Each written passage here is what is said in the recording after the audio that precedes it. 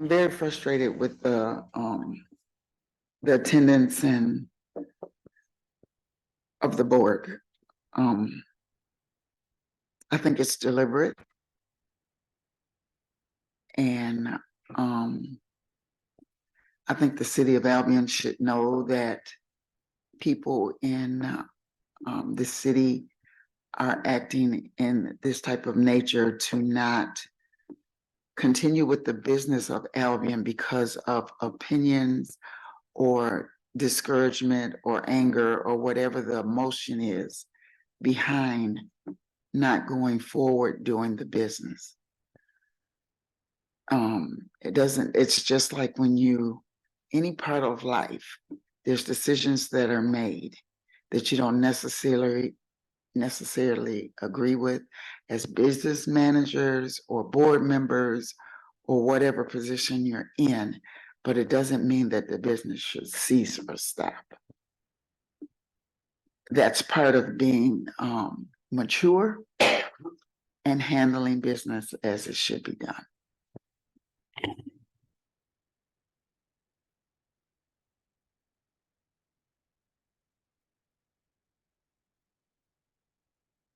Maybe this works better this way, right? So Scott, you know, I've been pretty involved of late, working through this agreement. The timing as an interim, from my perspective, was acceptable, given how long it takes to really do anything. And I understand the term interim. I get it. So recognizing how long it takes to move or make motions happen, I didn't want to have such a short term that it was less effective. I recognize perhaps more than others, because I am sitting on somewhat of the front line, what our suitors are looking for. And what I'm hearing from the business community as it relates to developing Albion in relationship to the Marshall, to the region, to the local business efforts, is that folks are looking for some longevity because of the time it takes to develop an agreement, the legwork that it takes to put things into motion. Most developers, contractors, and the like are looking for someone to sit in the seat so that they have some consistency, right? So my thought has been, as this development was being put together, was that if we had an interim term that was long enough for us to see as a board performance, and along with all the other indicators that we have talked about, that it may have some more meaning, right? You and Vicki may recall that we were really concerned about having a good evaluation model, right? That work has not been done yet.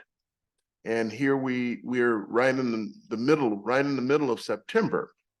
And we set forward a deadline for ourselves for that work to be done by end of year.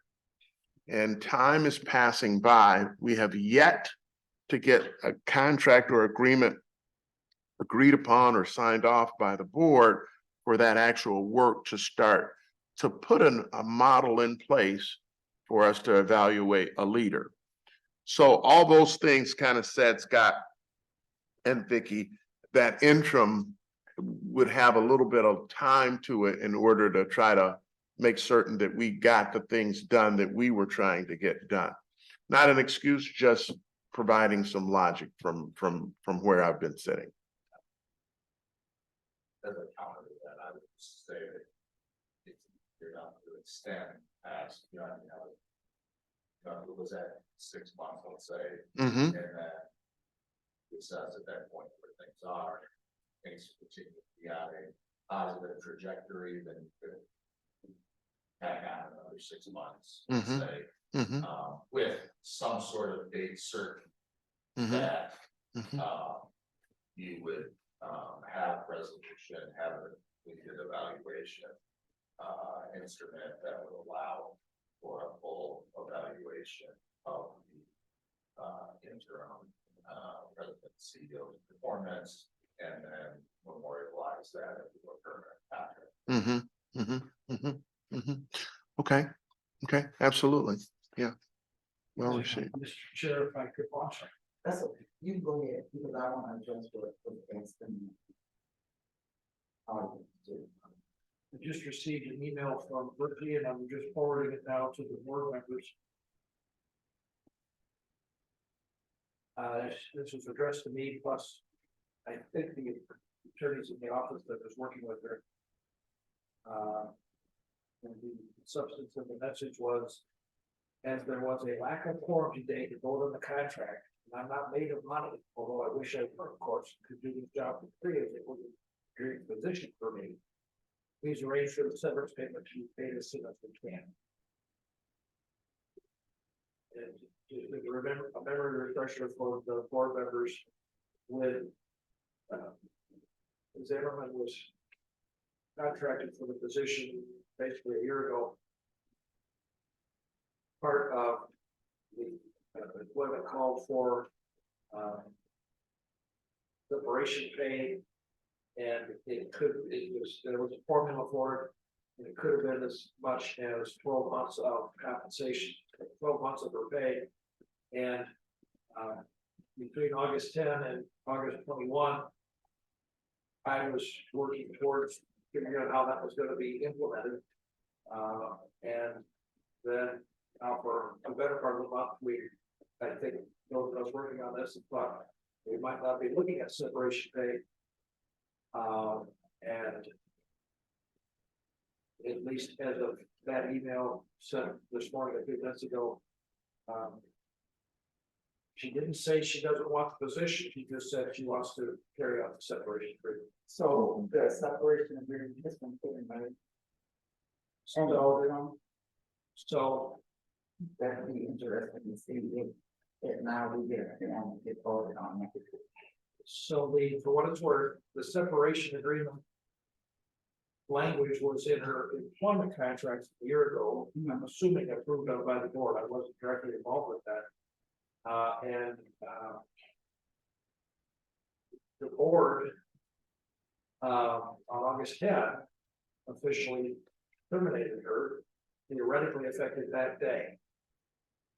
And there isn't any more that needs to be done by way of an agreement to implement the separation pay.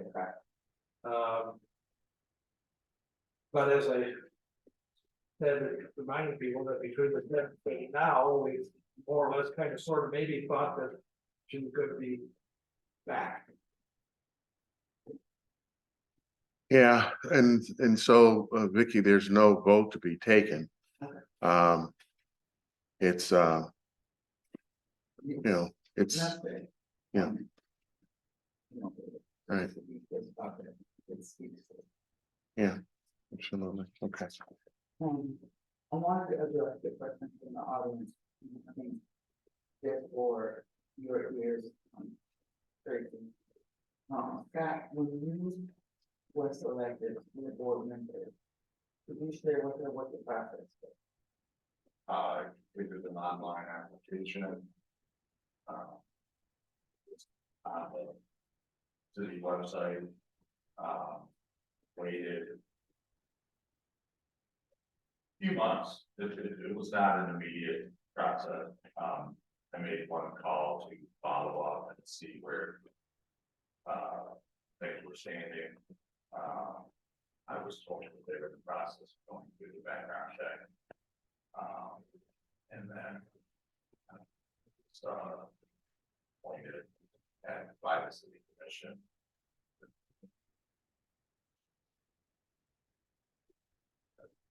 I don't know behind the scenes of where, what the process engaged in, but I made one call to double check and follow up.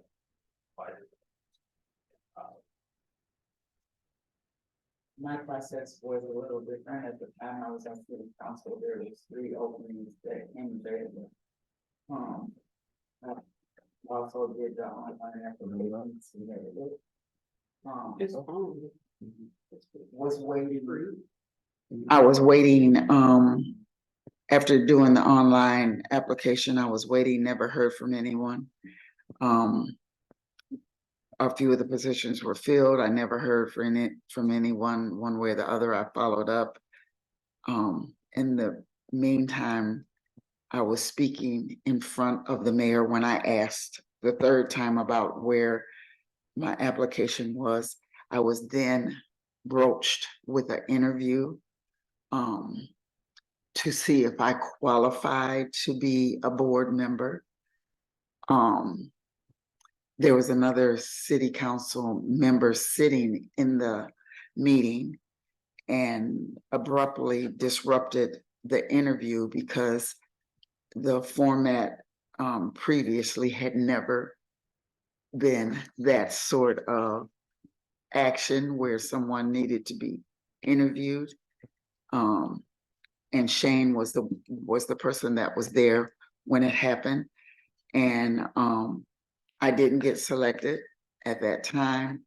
We changed mayors. There were still openings. And again, I approached the mayor and asked about the position. And then I was told that they needed someone with a manufacturing background. That's what they were looking for. That was one of the criterias. And it just so happened I had 14 years in manufacturing as a supervisor. So then I fit the criteria that allowed me to become on the board. So just to give you an idea that there's no set format, that it's kind of done by whomever or however they want it to be done.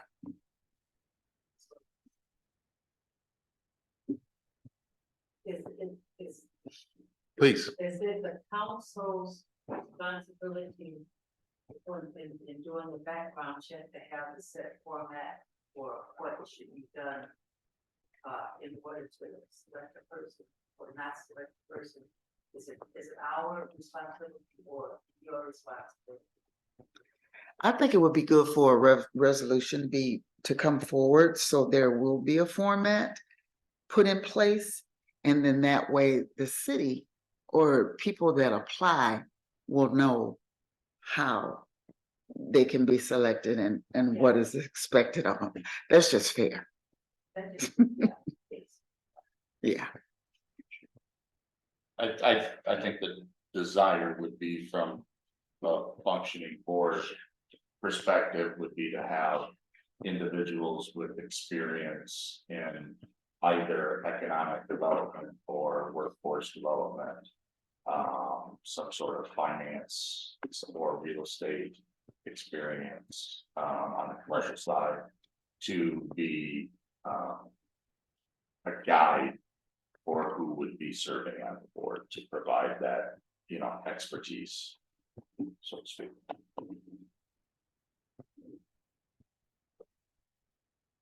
Council, I think you were about to say something. Wasn't that obvious? Yes. Trying to respond to your question. The EDC board really doesn't have a role in the appointment process. We could, and I suspect as over the years, encourage people to apply for the position. But not necessarily a voice in deciding. It has no voice in deciding who will be on the board, and mostly to recommend to the city council. People that might consider, the council might consider, but the bylaws, the charter for the organization say that if I consent to the city council, the mayor is the one. Why is it what? Because it's on the council to want to come up with would that be evaluation process or then five? Then the city council gets its job, you know, do its job and get that to a point where we're not stuck in. Because I don't know, it's just been a while since I have seen it like this. I've been through a couple, 3, 4 mayors and the same with city managers and things like that. And it's right now, we are hampering our own properties by not getting ourselves to a point where we can move it. And I think we've got to do something to get it outlined, because either I don't understand, or the people who are supposed to be doing this don't understand what they're supposed to be doing in order to get this straightened out and get ready and moving on to their job. So Ms. Reed, and I need to go, what's what, so I can go to the council and say this, get out of it. so Ms. Reed, in an effort to stay reasonably close to decorum, I'll make the following comments and then make an effort to move us along. At the end of the day, my understanding of our democratic process is that the city council of Albion has all power. You are able to filter through anything you pretty much want to as the city council. So if you and your colleagues are not satisfied, then you are able to take direct or indirect action to change it. This board, as a recent and new chair, Ms. Reed, I came back home in an effort to try to assist this community in growing. So much so until I bought a business here, right? I literally bought a business here to try and spawn things forward. I agree with you more than ever. Today, we sit in a unique position with the massive injection of an economic stimulus less than 10 miles from us. And we are babbling around like absolute idiots. We are playing a filibuster game, right? Because of people wanting their own personal playground. And that's not right. You're affecting 8,000 people today and for years to come. So I quite frankly may be acting out of character, but I applaud your interest in writing what is happening. We need this organization to develop community efforts. We need this organization to develop regional efforts. We have a new industrial park that I know firsthand large vendors have a very strong interest in. But we can't get a water tower up. We can't acquire the land because we're figuring out who the leader of this organization is going to be. I sat yesterday and listened to August the 10th meeting when Virgie was released by this board and some of its previous members. It's absolutely appalling. Absolutely appalling. And we can't make progress that way. So I certainly applaud your effort and concern and lay at your feet for anything that I can do to assist you and your colleagues with information or knowledge about the group that I now chair. Okay. So let's move on in the interest of time. We are not able to approve the minutes from August the 10th and the 21st, but those minutes are available and they are part of the board packet. Please go ahead. A couple of corrections as it relates to those minutes as provided. First, on the August 10th minutes, my name is absent from the board members in attendance, but yet I'm recorded as providing an abstention vote, so we need to correct Yep, those minutes thank you. for the next meeting.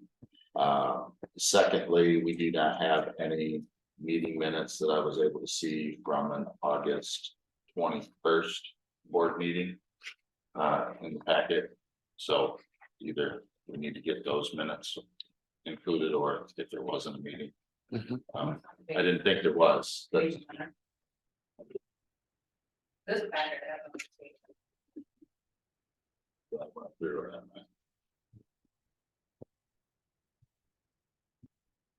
Yes, that's it. Thank you. I apologize. I thought it was in attendance. I just.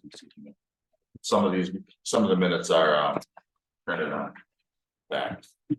Oh, So thank okay. you. So that we're good there. Okay. Okay, And then,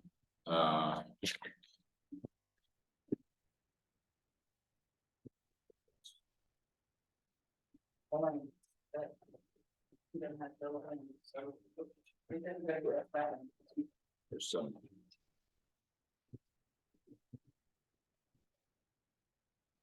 And then, also.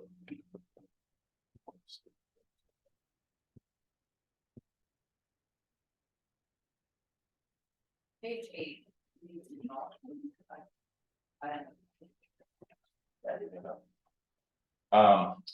So there's another piece that would need to be corrected, when we made the motion to move forward, with, resolving the previous lease.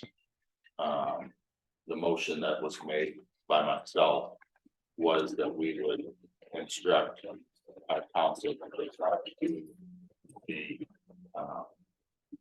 lease holders, council and, present their full payment, meet the, monetary obligations for the remainder of the, agreement, and also, present, revisit the, broader language that they originally presented, and that was to be the, what we move forward with. mhm, And so it appears, based on information in the packet, that that was not carried out in that regard.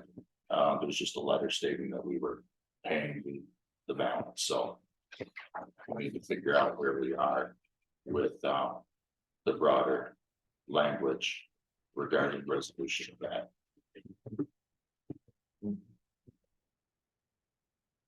council. The attorney for the time, I heard it from attorney representing the foundation and authority. Basically the same agreement they set in the first place. And it reflected a slightly lower lump sum amount. Had follow-up calls from that attorney wondering where things are, and I told her that there's not been a meeting in which there was a forum. And before that, before I got to that proposed revised agreement, which contained all the release language that the ACF had set it through. I apologize for drawing a blank on how it is I heard this, but we never saw that they were not willing to. The ACF board was not willing to accept a release, a document that didn't have all of the original release there, so. Whatever reference we made, I made on the effort this morning to suggest different release language, more limited release language. Wasn't apparently acceptable to the ACF. Correct, but the motion that came out of that meeting was that we would move forward with the language as they presented the broader language and make the payment with the reduction of the payment of, I believe it was July's rent, I believe, maybe, that reduced the amount. And that was the motion that was approved by the board to move forward in that way. And, I gave a copy of that agreement Okay. to Mr. Harvey to consider signing. It was also set up for Zimmerman to sign, although at that time she wasn't. But the rest of the year. Understood. So you now know where to know about that. Thank you. So Scott, what was the date of that vote taken by the board, as you recall? That should have been the 26th, I believe. Form out today. Or sorry, hold on, that's the one without the form, thank you. So then that's 21st, maybe. 9, 10, 11, yes, there it is. Yeah,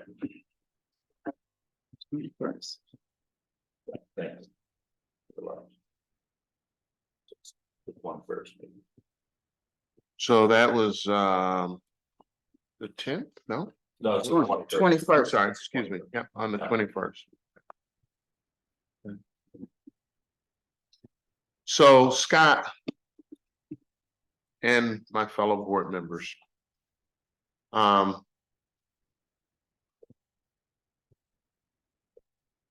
recognize that the board approved the broader captive language.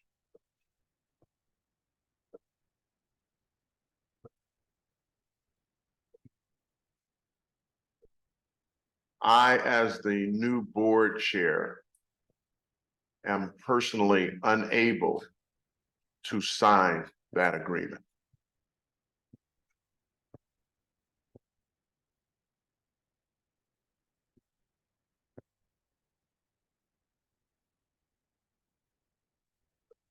The broader language, the language in general,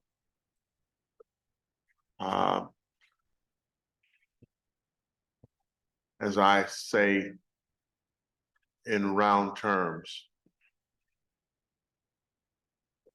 disallows my grandchildren from talking about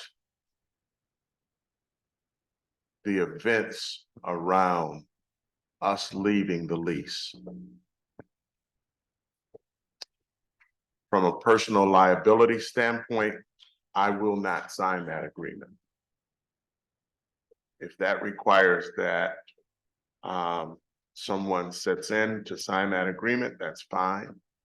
But I cannot personally sign that agreement I can't sign that agreement personally, and I can't sign it in good conscience on the behalf of this organization. So that may have some consequences. What I am willing to do is to pay the foundation the balance of what is owed them. I believe it's $16,000 with a very narrow thank you for the lease. We're leaving the lease, and here's your balance of your money. That I am willing to do immediately. But the restrictive language around the broader scope, and by the way, we've spent thousands of dollars going back and forth about an agreement that ties every single board member hands in this group and before, from literally talking about what happened. I cannot take on that personally. And I would recommend my fellow board members not do it either. So one of the things that we've talked about is whether or not this organization has officers insurance that would represent us if in fact Shane and the foundation came after us, if my granddaughter uttered a word about this agreement. I'm not 100% clear on, but for the way for me to avoid that, okay, personally, is not to sign it. So I want to be very clear. I'm not willing to sign that agreement on behalf of this organization. If others are, I welcome that, but I cannot be part of that. The monies that are owed, I believe the calculation is $16,000 currently today. Then they're entitled to that and we should dispense that money to them immediately. I will also tell you additionally, without this board's knowledge, August and September rents have been paid. Without this board's knowledge, September and August rents have been paid. So our administration has chosen, irregardless of what this board has said, that they have taken the notion and simply paid the rents. That's power. That's power. So I'm not sure where that puts me, counselor, but that's where I stand. Scott, go ahead. So I guess 2 points. From Mr. Carr, if you could provide us guidance. I don't believe that we could ignore the resolution, the motion that was passed by the board. We have to move forward and engage in that subsequent other action. And then, so I'm not, if you could advise what the process would be moving forward to resolve that matter. And second, what has just been brought up by our chair would be disconcerting as well.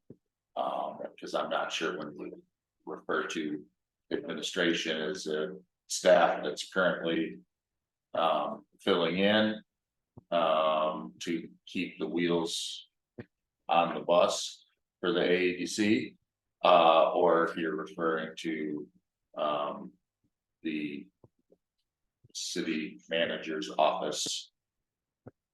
I'm just unsure what you're referring to, so that clarification, and then that would be a matter that should not be, because it wouldn't, we would have had to have some sort of signature on said checks to make those checks move forward. And I would guess it would have had to have been either yours or myself, unfortunately, in the dual role of secretary and treasurer. If I may, I don't know that DDC issues checks. They all go through the city. They do. Yes. Yes, they do. And the last iteration of the agreement reflected that because an additional month's rent had already been paid, they were reduced to the lump sum amount.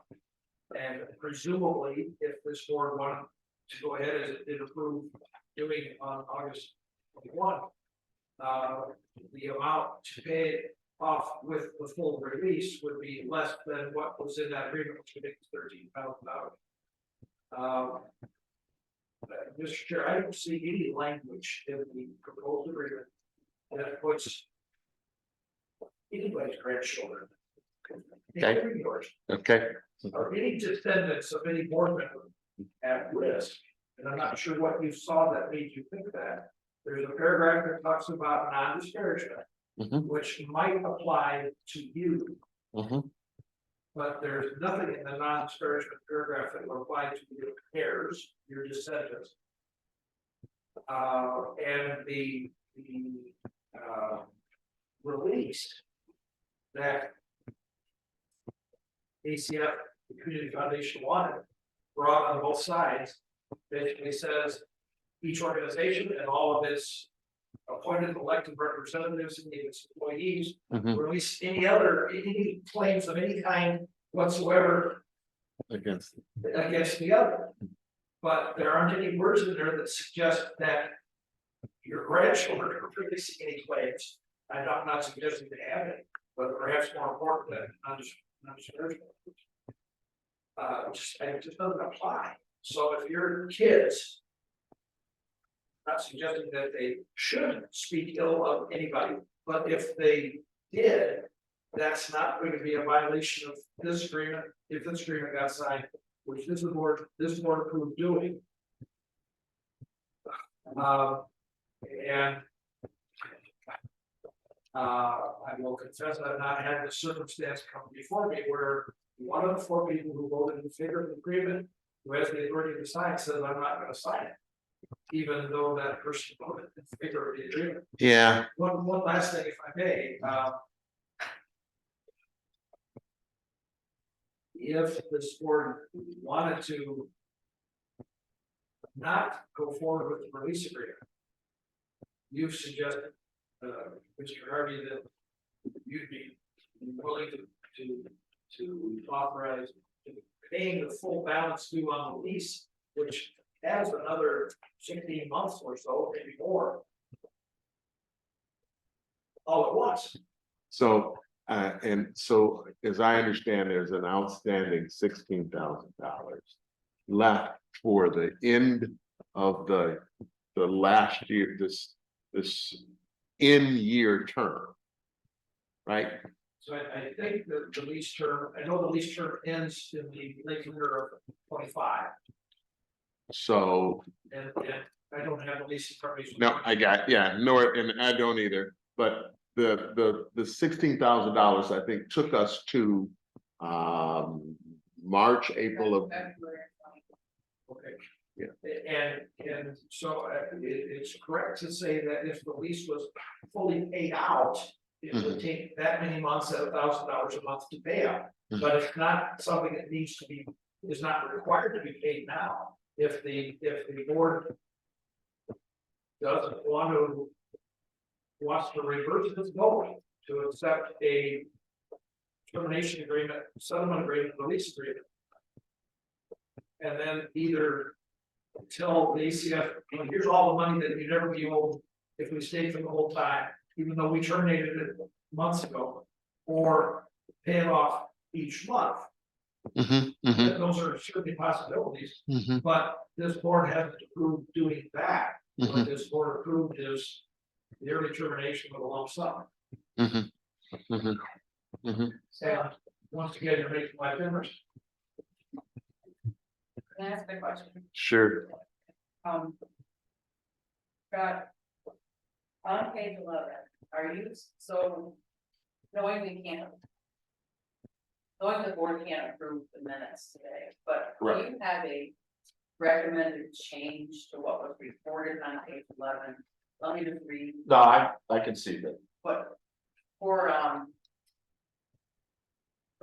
sake of people that maybe are at home and don't have a copy. Sure, I'm So happy to the read it. motion was made, and seconded, to direct the chair to return to the community foundation the early release termination document clarifying agreed upon broad release language and nominal amounts due.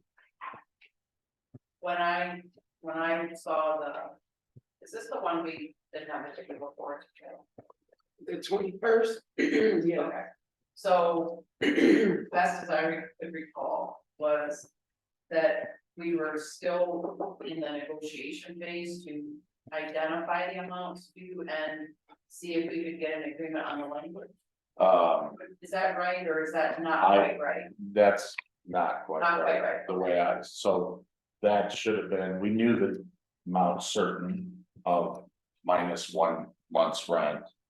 That had been paid, and it should have been paying it, because there was an agreed upon amount which was less than the total amount due on the remainder of the lease. So it should have been, I believe, $12,000 was the agreed amount settlement, minus an additional payment that was made, $11,000 would have been the remaining amount for that would need to be adjusted. And then acceptance of the broad language, and therefore that should have resolved the issue. So the motion should have been stated. Something like, Motion was made by Scott Crowley, seconded by Trevor White to direct the board chair Jerome Harvey to execute. It would take two parties to. They would have had to accepted what was the return of the percentage. So the return to, I guess, isn't so bad. Return to the community foundation, the early release document It's the- with the accepted broad release language while verifying the amounts due. Correct, So that would have been your expectation, saying that, because I don't have anything to write on right Correct. now, so I'm trying to put this on the video. correct. The The intention was to clear the decks for moving forward, so there Okay. would be, everything would be resolved. So my question might be. Because I've seen I will be frank, as I've tried to assist with this, I've seen various copies of language. Sure, And I'm curious if you had a copy in front of you that you could stand on. Would it be helpful if there is a copy circulated to everyone to verify that what you thought you agreed to was what you agreed to? And then as far as the amounts go, I think, it's hard to keep up with because checks are being issued, certainly, without approval apparently. Yes. And yet the current location rents go unpaid. So I don't understand why, well, that's a separate issue, I don't yeah. understand why payments for a Right. previous location are being executed Sure, while I'm receiving phone calls from. The current landlord, I'm curious how because in the paper, it said I was back in the office, and so my email. People are emailing me at my office and they're asking questions, and when they're not getting answers, they're calling me, so now I'm realizing that in all this. Fun and excitement, people think I'm back as the interim, and so they're emailing me Sure. that someone else is getting those, but, so there's a whole line of things, and this, but I think if I were to be assisting to recreate these minutes, I think I understand what you wanted to have happen. correct, I would recommend that a language be dispersed so that we're all on the same page, so, but I think. If you're asking me to sign it, I'm still gonna have a hard time signing it, and it was drafted for my signature. sure, So I so, don't know how a board decides that a individual is gonna give up their rights in a document. so. At the time, I was relying on, as presented by council at the meeting. What we were discussing and the language that we. Right, and I wasn't employed Correct. then, and the document was drafted for my. Correct, which was an. So so I think you need a new document. That certainly would be the intention, right, like with corrections, appropriate corrections, we And correct. I'm not being critical as. No, I'm not, correction, that's I'm just trying to say, I- there's a challenge here, because I have not had a voice now for about 5 or 6 Sure. weeks. But yet I continue to try to support the organization. So certainly understand and can appreciate your support, I would. Assume and defer to our HR consultant that's in the room that we would typically not expect an employee. Who has not under contract or has been severed to be engaging in any representation of the board. Or you do not, I would assume you would not have to accept any phone calls or correspond with anybody. In that role, so that certainly should be the case, but. I just want to make sure that we are following and adhering to what we moved, voted, discussed, move forward, so we can make things happen. Because anything else would, be certainly problematic. We're held to those things and it would be somewhat akin to. Some of the perceived non-attendance being obstructing the business of the board as well. So we have something that we are to act upon and should be acting upon. So does anybody have a copy of the release language included in the current, because I'm trying to find it in my email, and I'm not. Could you read it? Would it be appropriate for you to read the document as extracted? So I have a couple copies, in fact, of the version that we had before considered at its meeting on August 21, I believe. These were distributed to the board, but regardless, it is again broad language. Both organizations releasing the other from any claim whatsoever, and included within the release language. And I think this is germane to both Virgie's comment and Mr. Crowley's. EDC on behalf of itself, together with its current and former directors, trustees, officers, employees, agents, attorneys, trustors, presidents, successors, and signs, and representatives of any kind. And for all those who may have the right to claim by, through, or under it, individually or collectively, shall forever release.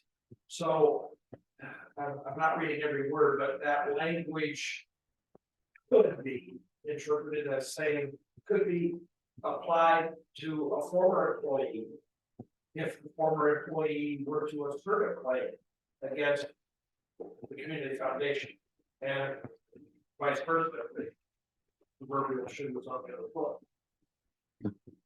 This document called for a payment of $12,000. Again, this is before the September rent would have been due, and which apparently been paid on, I don't know. But after August rent has been paid. And again, the non-disparagement language is, as I suggested to Mr.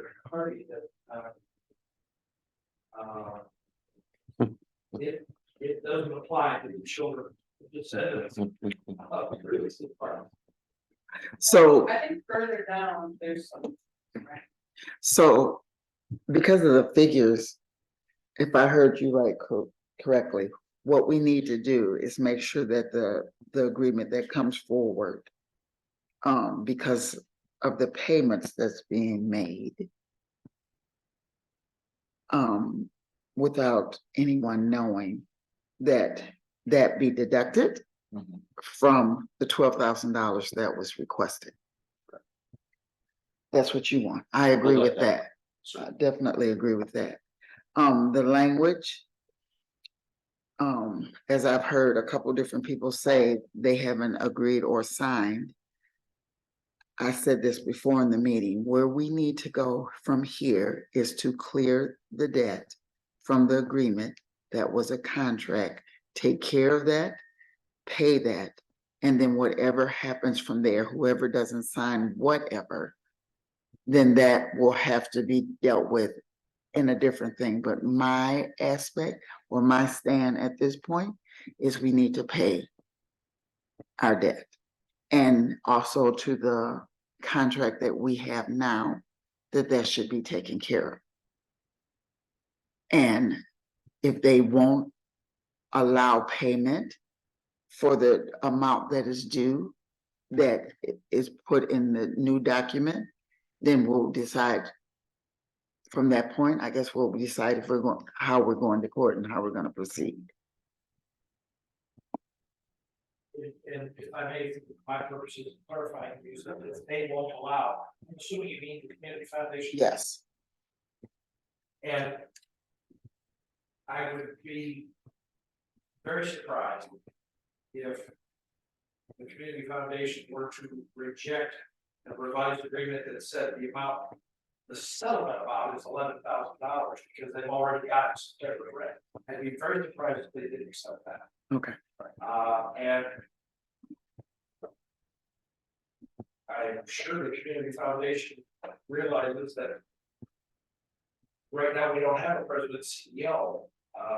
And when we met on August 21, and I gave a copy to Mr. Hardy, run through church name and roll it in the signing on behalf of the organization.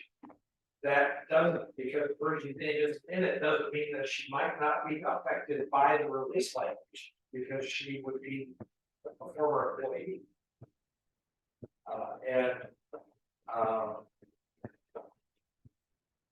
If the board, again, if the board changes that vote at a meeting, if ever again it has a quorum, it could. In light of the fact that it was approved, I could approach the community foundation's attorney and let them know when the board approved of paying that settlement amount, it expects to have $1,000 credit against that because Cameron's rent's been paid, and it isn't gonna be signed by Virgin Emerald. Should be 2 months if I heard it correct, right? Well, The payment of August and Let me help September with is I think August was already deducted from the number because because of July. Let me help with numbers. So I did see the email on this. This is the only email I can find where I did some summarizing. I'm getting older, so I have to write things down. Paragraph 3, the 12,000 amount, which was in the document that I think you sent me also. Yeah. Was confused, this is my wording, was confusing to me. The original offer was 13. We then paid June and July's rent. That should have brought the amount to 11. So, and then I indicated we ought to be identifying whether August and September were paid. It should still be at 9. So it could be at 9, but I do want to bring to your attention that you have $1,000 security deposit, and I don't know if that's been brought to anybody's attention. So I think it's one of these things where we really need to go through the language of the document and make sure everyone is comfortable with it. So it could be 9 minus 1,000, maybe when because they're the ones that came up with the original number. Maybe they were taking into account the 1,000, we can't read minds, we don't know if the deposit was taking it, none of us in this room were part of that negotiation. So they had originally said, well, we paid June and July. But then it's down. I'm sorry, they originally was 13, we paid June and July, that brings it to 11. It could be down to 9. We still need to understand whether they're willing to refund our 1,000 outside of that transaction, or whether they want to deduct that off, which would make it 8. Then I had suggested that there was a paragraph 16 that we had offered, which was authorization by the board, because that paragraph wasn't in their new document. You may or may not need that, but I think you do need it because the board has to authorize whoever signs to sign, and they didn't put that back in. And then paragraph 2, paragraph 6, my estimation is still very one-sided. And I think we had given Nelson some language to make it 2-sided that did make it into a final version. Notwithstanding the foregoing, both the community foundation and the EDC, alone or together, may mention that the EDC terminated the lease early to relocate to a new space, and that they have reached a confidential settlement. Now, on the EDC side, that confidentiality doesn't go very far because that's a foilable document. And so it's okay, I think we already covered that in a previous part of that paragraph that said, to the extent possible, this is confidential. So I have this email that I can again send out, but I think it's worth looking very particularly. But at the end of the day, is the release language that you're offering worth minimizing from 16,000, which is the total amount you owe right now, because somebody made 2 payments, you can't get money back. I doubt they're gonna refund that. So right now you owe 16,000, which is 17 months minus 1,000, which is 16. So at every month that goes by that these payments are made, whether whoever's authorizing them, this release language becomes far less important in my mind. So I don't know if you're buying anything now. I don't know if they're buying anything now. Just pay them the 16,000 and say goodbye. Because it's what you owe on the contract. But you, Scott, I, may disagree with that, and I understand. It's just that things have happened and I have not been able to articulate anything. It's Sure. very disappointing, but I, I would be offended if someone gave up my rights as a prior employee who's been terminated. I understand that. Unfortunately, we have to move forward as what has been stated previously on other business of the board. We have to move forward with the resolutions and motions that were passed and hold ourselves accountable to those things. Would I not be correct? You are correct. Okay. So whatever we need to do to transpire and engage that moving forward based upon what was approved should be executed to whatever extent it needs to be, and minus Chairman Harvey's reservations about signing that document, whatever would be next person up, whatever, you know. Yep. Whatever needs to happen, we need to legally follow what has proceeded. And another for what it's worth, Mr. Chair. Whether you sign it or not, Mhm. if it is signed, Mhm. it's gonna apply. I understand that. Yeah. And whether you sign it or not, it's still not gonna restrict the ability of your grandchildren to talk about. Okay. All right. So in that we are not gonna be able to do very much about it today, Scott, your comments are very, very welcome and very well meaning, and I get it. Trust me, I've toiled with this for a number of nights, and that was, you know, that was the alternative. And if you're not gonna sign it, Jerome, then who next in line will sign it? Certainly with Virgie not being the president at the time or currently, that responsibility would fall into your hands. So, that being said, you know, we don't have a quorum, we can't move on it today, but this has been a great and a good discussion. Yep. Very open and very candid. The pain point of this has been overwhelming for everyone, I believe, and has gone on far too long, and too many dollars have been spent working on it. So getting it behind us as best we can. Still concerned about those grandkids, but moving along with our next. I will talk with the ATM attorney about the dollar amount. Yes. For the security deposit. Yeah. And let that person know that. When it's signed, I won't say if. It won't be signed by Virgie Cameron. Right. Unless between now and when it is done. Things change yet again. Mhm.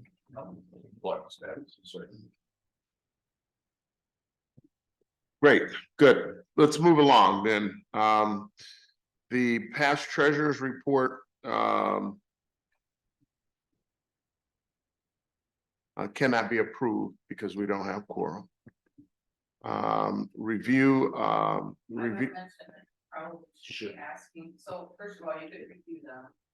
Because somebody should be looking over the finances, and somebody should be requesting current, because either they've been not updated. So you have 2 months in the packet because you've not been able to have forum and approve them, but you have another month or two of reports that I certainly haven't seen and can't give you guidance, but somebody in leadership should be getting those when it's covered in the packet, so you review them. You ought to be reviewing them. So Scott, have you taken a look at those and are Yes, I comfortable certainly with- noticed that they're not current, so, and in light of what you have just brought forward. We need to take a deeper dive? Yes, correct. General ledger details, check on. Okay. Okay. Mhm.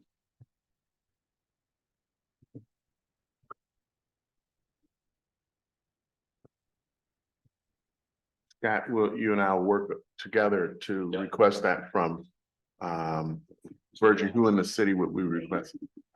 Dave Clark. The clerk? Dave Clark. Dave Clark, okay, Yeah. all right, so that gives us a name, Dave, right?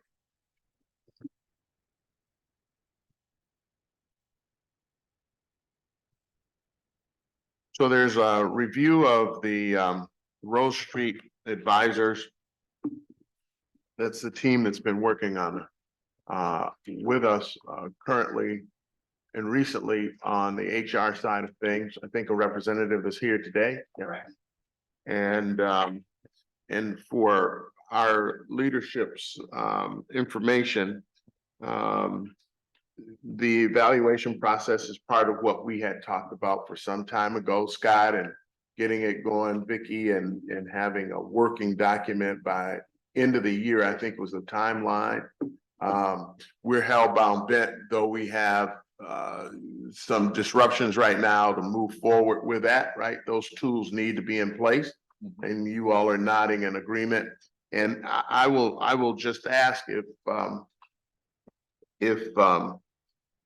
the representative from Rose Street Advisors, who I understand is the leader of that organization, we're blessed to have you with us today, sir.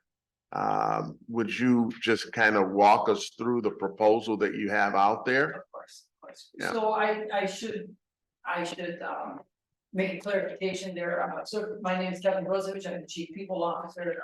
So I'm the leader of the Human Resources Consulting component of Rose Street Advisors, not Rose Street Advisors overall. Thank you. So I would offer that up. Thank you. Sure. So basically, the proposal is fairly straightforward in terms of the development process of the CEO evaluation. It would be meeting with the board and including the CEO to go through what are the criteria, what are the goals, what are the values. I'm on page 55 of the packet, by the way, if that's helpful. And to go through that, and then once that is developed, and we do this for a number of organizations. Once that is developed, then it will be sent to all board members for feedback, for completion, and then those results will be summarized into the evaluation report. Now, the development would only need to take once, and then it can be tweaked from year to year, and then each year, assuming that we're staying with that same template, then the board would be able to challenge that in or to complete that portion. So the $2,500 for the development piece would be a one-time charge. The $1,500 would be an ongoing annual thing as we navigate that process. So that'd be $1,500 yearly, Correct. okay? Yes. Mhm. And what that includes would be updating the template, any changes, revised goals, sending it out to all board members, collecting that, generating a report, and then reviewing that result with the board at the end.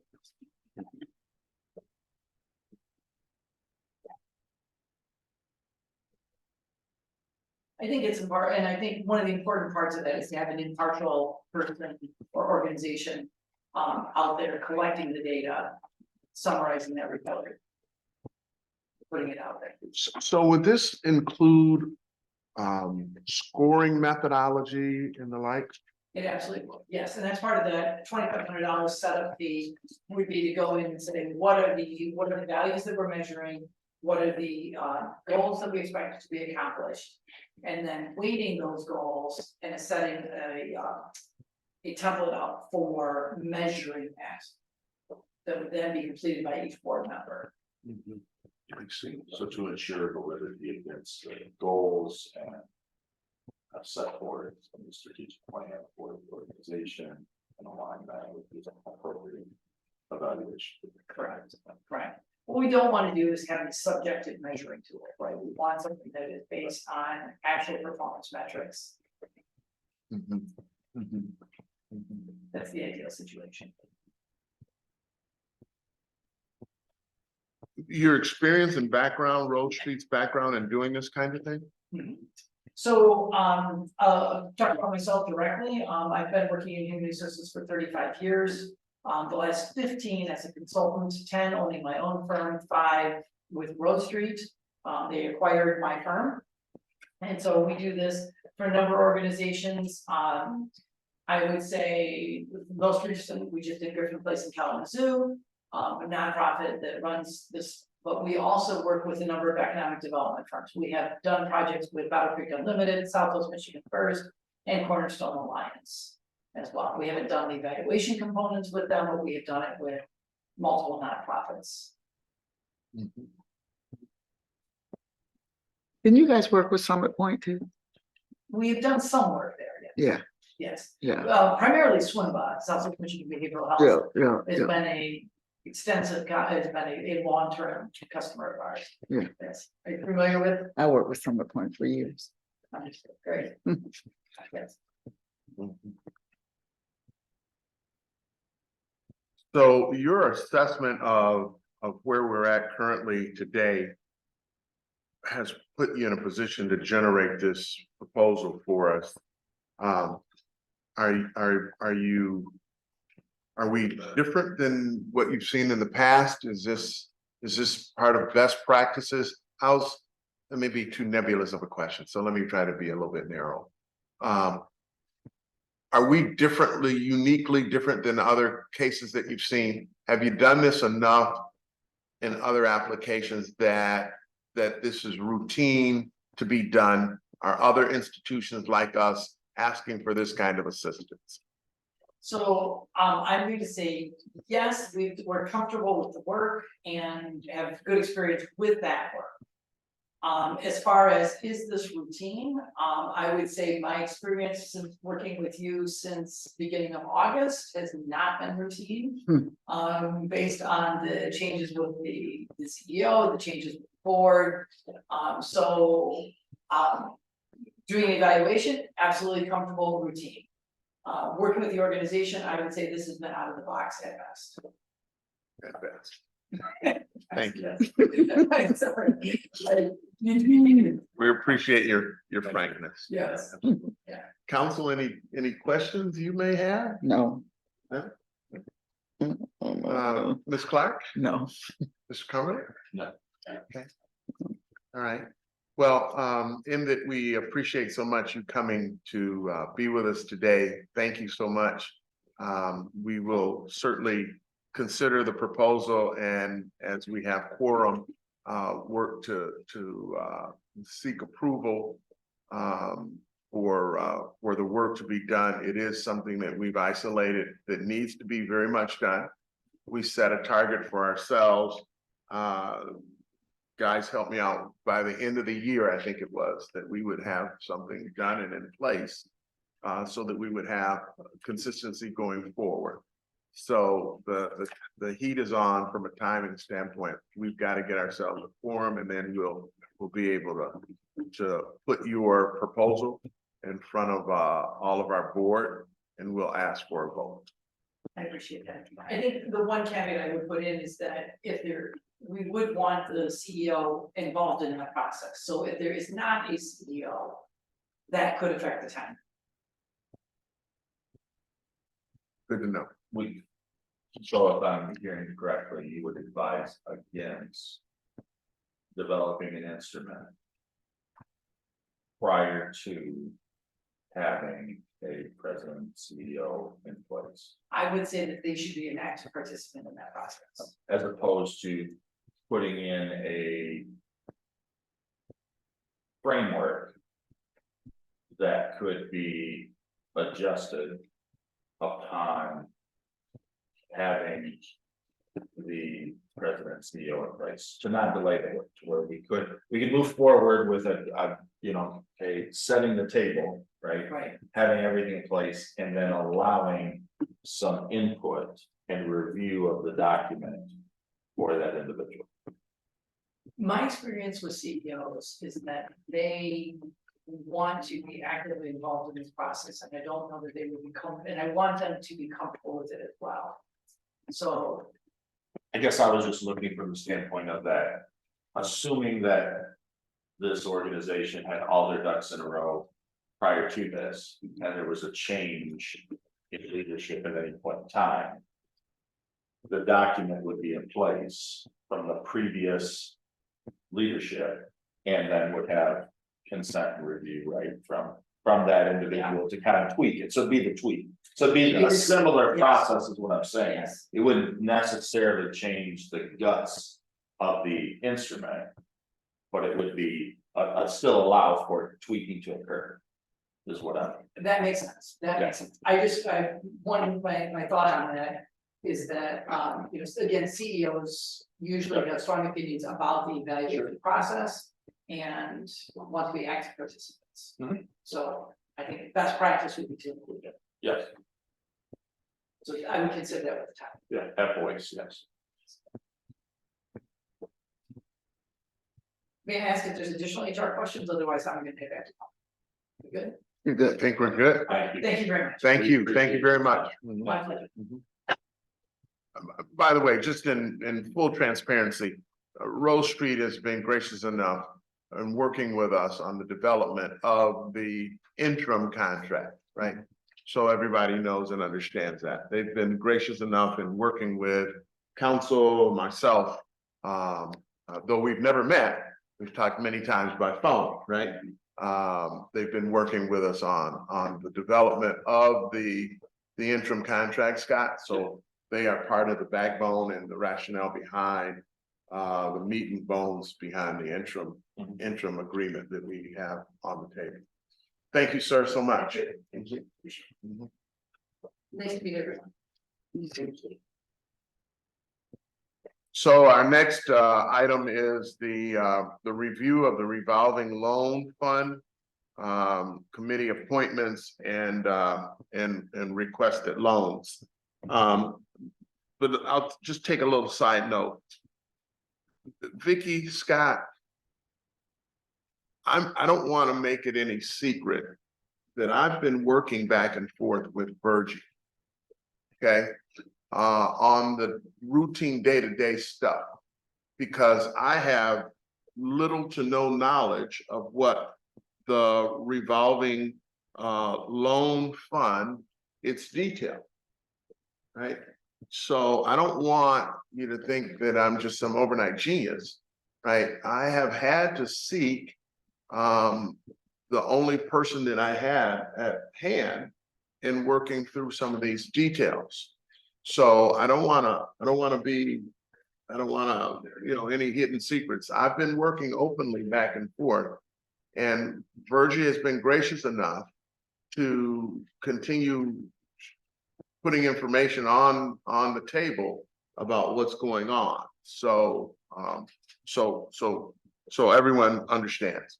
So to that end, I'm gonna actually ask Virgie, would you talk about the loan fund in its detail for a couple of minutes, because I don't have that level of detail. Go ahead. Question, Scott, go if ahead. I could, I don't know if we're, so based on that, right, and I certainly would appreciate, but given that HR consultant has just left the room. Yeah. In essence, she's engaging in work that should be compensated for, at least on a consultancy basis.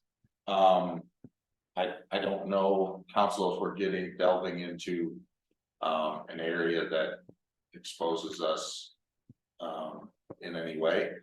And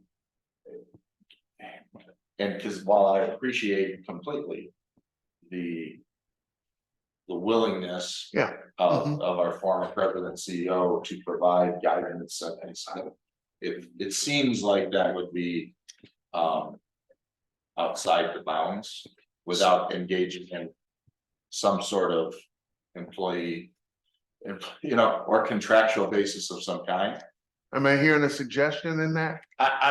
I'm hearing that maybe we don't necessarily, well, since we are not in open session in a sense of we cannot enact and engage in anything, that we might want to just table the rest of the meeting and having Virgie report out on anything when I don't know that she should, subsequent to guidance from council.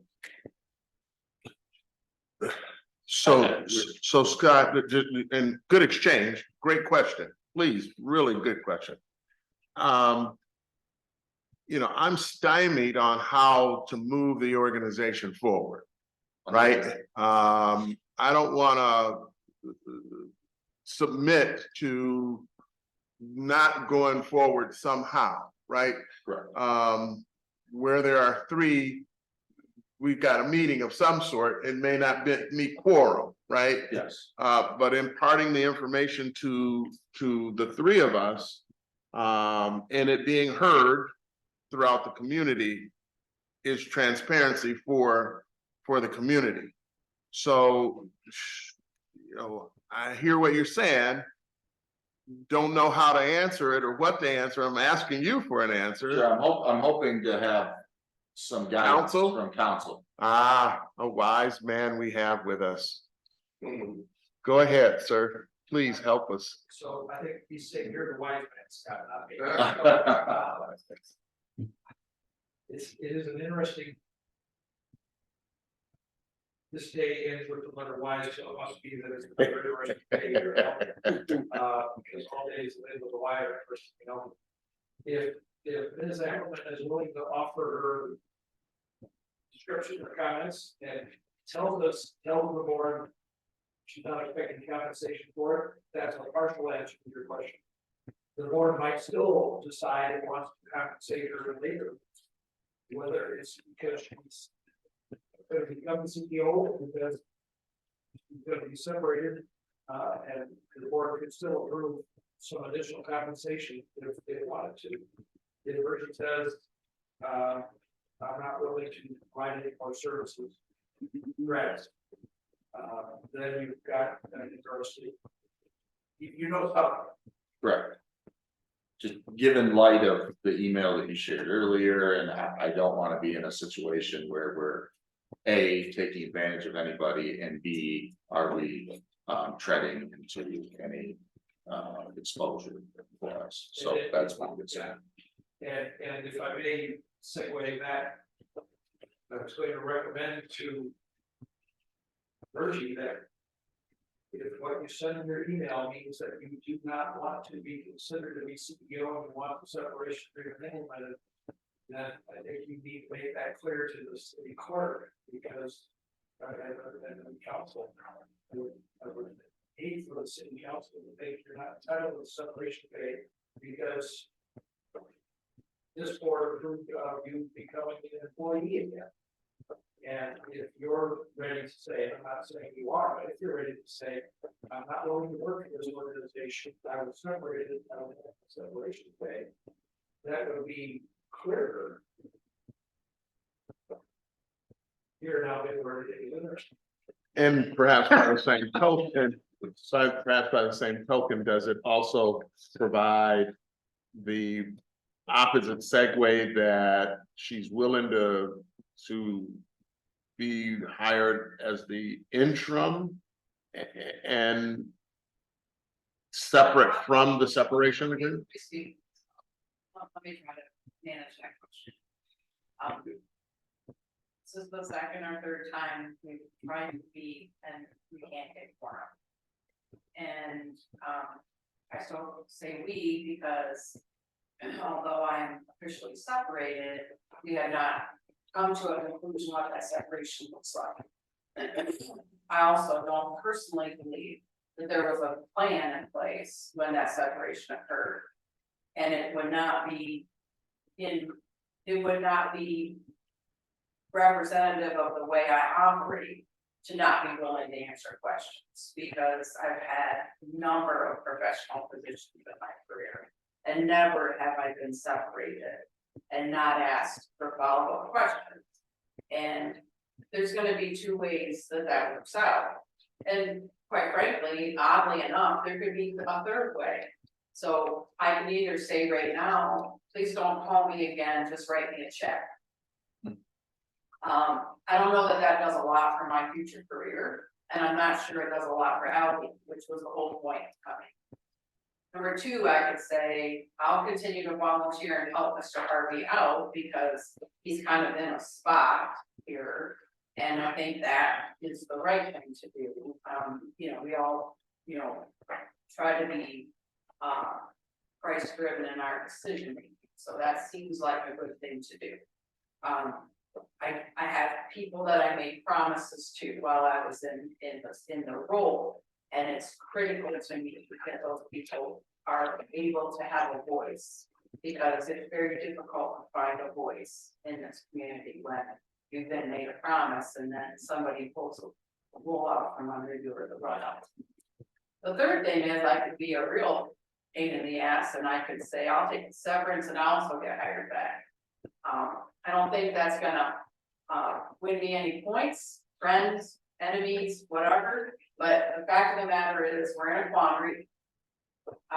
We have a poorly written agreement in the very beginning from the EPC's perspective. I don't feel like taking advantage of that. I'd like to get the work done. I'd like to be, I'd like to volunteer to the extent I can possibly do it, but we've got to move something forward.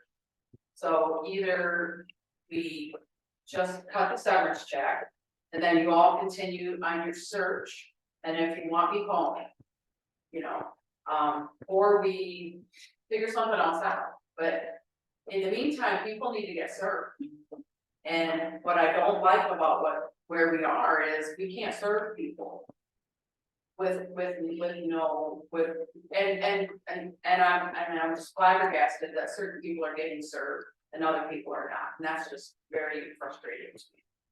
So I think chair can always ask for, I believe, parliamentary allows, and we are in an open meetings act. This is an open meeting. It just isn't a decision making Right. meeting. Yes. So, and it's open to public, and I appreciate that opportunity. Chair can always ask a subject matter expert of his motion to give information. We see that happen at city council when people are on the screen or they're in the audience. So I think chairs within his right to ask for help. If I didn't want to give the help, I wouldn't be here. I could have slept in today. But I think because people are not getting served, we have to step back from all of the challenges we're having to try to get 4 people in a room to move a contract forward. In the meantime, people aren't getting served, and some of this revolving loan fund stuff needs to come forward to some group to get approved. The contract that you have, and I didn't hear, I wasn't online for the discussion you may have had on the contract. If it's accepted in a reasonably close form to what it's written, then there'll be compensation for the time missed. And I would feel very made whole by that. But if that came up as a pain point, I wasn't online, but I'll go back later and watch it. But I think if we all have the right interest in mind, we can't not serve people. And I don't know how Mr. Harvey's gonna know how to serve people when he has 3 or 4 full-time jobs, last I heard. And you know, he's not sitting in that office all day. And the people are sitting in the office are getting focused energies from all sorts of people in town. So I feel, again, if you go back to the August 10th meeting, which I did not do. But I will, one last thing I'll say is, the last thing I asked for was please put an interim in place between all of you and my staff, and I don't think that's happening. And I think we've seen the negative from that, so I think I would like to give information about the revolving loan fund. I'd like to explain where we are with that, but I think we Okay. really need to move this thing forward. So Thank you. if the board is not able to come together Thank to you. get a package, then we're just gonna have to go to the severance, because I'm not made of money. Thank you. Thank you very much. Thank you very much. Scott? I appreciate the additional context. My concern was especially after seeing the being made aware of the subsequent email this morning, that we were not going to be putting ourselves in jeopardy by, you know, again, you're sharing your point of view at the point, and I appreciate it and appreciate the relationship and expertise that's being provided in with the spirit with which is being provided. I just wanted to ask the question, have it in the open format, so we can have advice from council on where we can and cannot move forward, so. So Scott, that's good. I mean, really good teamwork. I appreciate the thought and the input, no question, because again, I'm fresh and new. So council, with that being said, I'm going to ask Ms. Ammerman to provide us with a overview of this particular item. And I think you have articulated, and she has articulated, there's a number of methods by which this is perhaps looked at, right? So your advice and final advice, I'd ask. If the three of you think it would be valuable for you to have information about the revolving loan fund today, as opposed to the October 5 meeting, a regular meeting, perhaps a bit more. And there's version only due to the information. Right. It doesn't answer the question about whether the person wants to proceed with the separation agreement, which I don't think is going to happen unless she asks the city to cut the check. Because under the separation agreement, if you're separated and you haven't agreed to come back, there's so to speak been an offer made, but you haven't accepted it, then you've been separated. You're entitled to the separation pay. Right now, I'll give the revolving loan fund. 5 minutes I ask you to take. It won't take 5 minutes. I will just say that because of the situation that you're in, you don't have a fully staffed revolving loan fund committee. So on page 58, is a slate that has been put before you that you cannot vote on today, but you could at your next meeting. So this would be good information to receive that. These are the members that have been approached and have agreed to be on that committee. 2 of the members are mandated by the agreement, because remember that the EDC, sometimes we forget this, that the EDC represents a large share of Eastern County, not just the city of Albion. So because of that, Albion Township and Sheridan Township get a voice in the revolving loan fund committee, which manages about $300,000 plus whatever we were about to augment that with through initiatives, which means we can fund initiatives in the community, which we were attempting to focus on new entrepreneurs. So Joyce Spicer would be representing Albion Township. She's been on before. She's willing to continue. Dick Porter, of course, supervisor of Sheridan Township, been on before, willing to continue. Deacon Bogan has agreed to come on as a person at large. We typically have a Huntington representative. I did not get a hold of Greg Rios personally, but I would imagine he would either have himself or his manager here locally do that. Ben Wallace has agreed to remain on the committee. Scott, you agreed to join the committee, and Mr. Harvey, you agreed to be on the committee, and I forgot to tell you that, I'm sorry. So it is mandated that 3 EDC board members be on. So I tried to put it together best I could based on the requirements, and this is the slate that you would be voting on.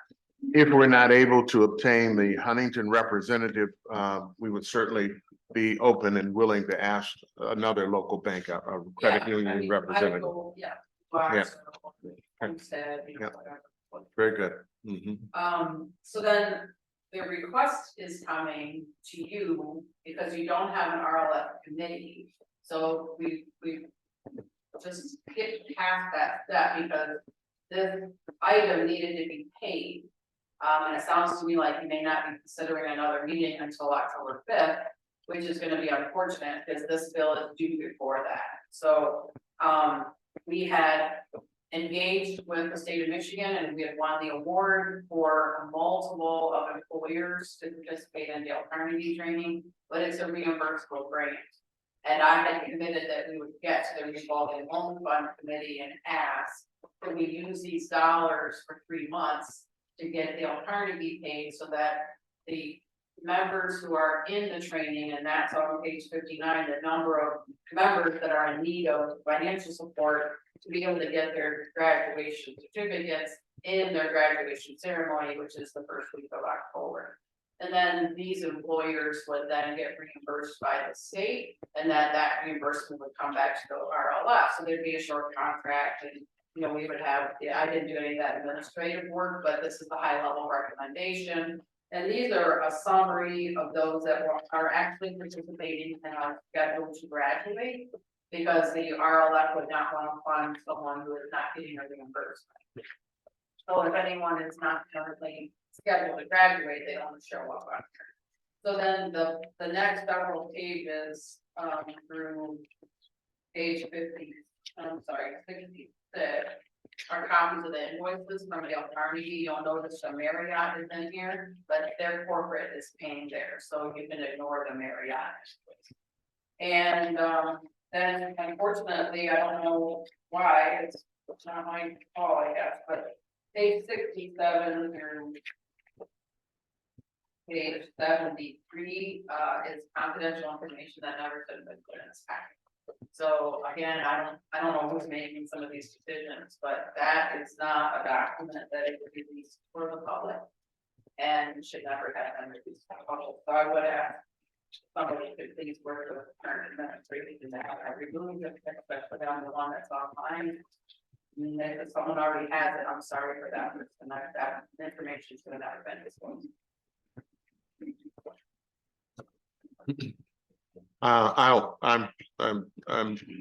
I'm well aware of it now, and I will intercede that it is removed.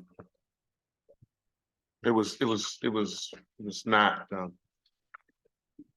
not something that I asked to have inserted in this package. But please go on very quickly, if you will.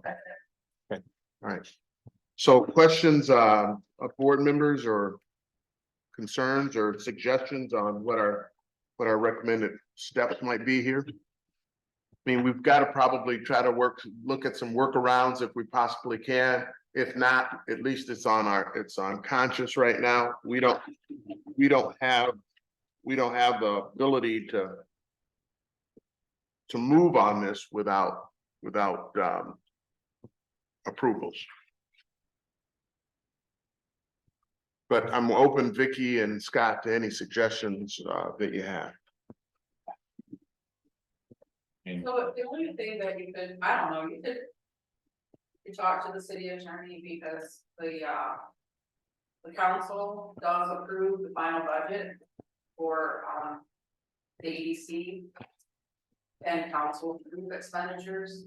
Wow, or I don't know. I mean, maybe you go upstairs, and ask because. Well, what I'm not interested in, and I believe my fellow board members would agree with me. What I'm not interested in, Virgie, is negating this body's fiduciary responsibilities, right? I don't want to get into a habit of the city now going around what we're doing. But that's already what's happening. Well, it is what's happening, but certainly I'm not looking to, yeah, it is what's happening. We've seen it in a couple of instances, but I'm not interested in, yeah, I'm just not interested in pushing that as an agenda, right? So, we want to have a discussion here amongst ourselves as how to make a very concerted effort to have a quorum in this room for our next meeting. And so that'll be part of what we have as a discussion. Scott, go ahead. So I would so the next meeting is scheduled, our regular scheduled meeting for October 5th. Okay. So why is it scheduled for October and not September? Why aren't we having a September meeting? But we're past the first Thursday of September, right? This is the September meeting. It was rescheduled because on the 7th, there was no quorum. Right. So this is the regular September meeting that was moved out from the 7th. Oh, I'm sorry, you weren't asking me, but I just opened that out. So, yeah, September 7th did not. Okay, it's the third Right. Thursday, correct? First Thursday. No, The first first Thursday. Thursday, First Thursday of every month. okay. So.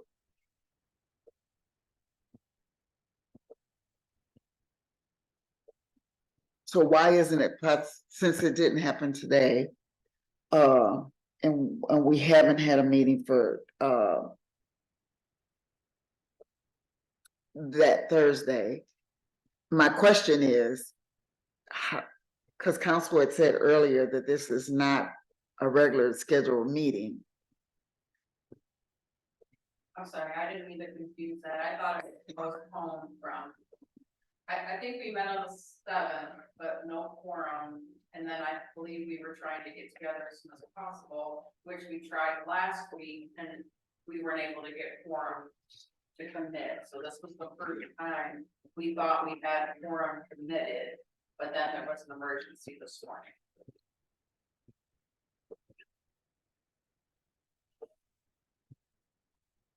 So I guess what I'm proposing, right, is that this be on the agenda for the next October 5th meeting, we move forward and hopefully are able to do that.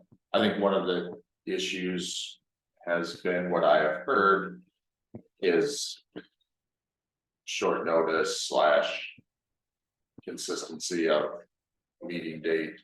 So if we can say we're going to conduct our normal business, these items would be tabled, and can't even table the items, they would be old business that would move forward. There's no, I mean, we're not tabling anything, it's just there's no other opportunity to take up these approvals and actionable items until then. It seems to go against good nature to try and schedule another meeting that will most likely not be attended because it's a special meeting and therefore people won't be in attendance. So can we mandate the next meeting? Is there any way that we can mandate the next meeting? Because this is crazy. Well, just to be clear, September 7th was on the calendar Correct. when it got published in January, so Correct. that should have been no surprise to anyone.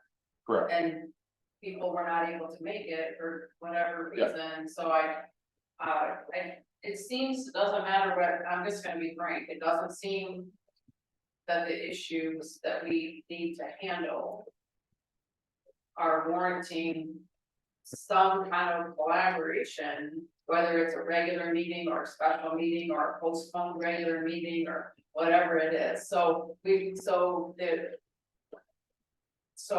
we have limited options now because we don't have the Zoom options, Correct. pandemic.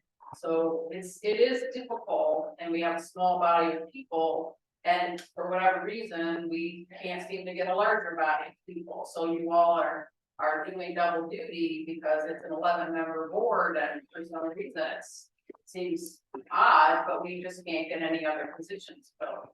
So there just needs to be a little, it's kind of stacked right now against, trying to move forward, but. Thank you, Virgin. Yes.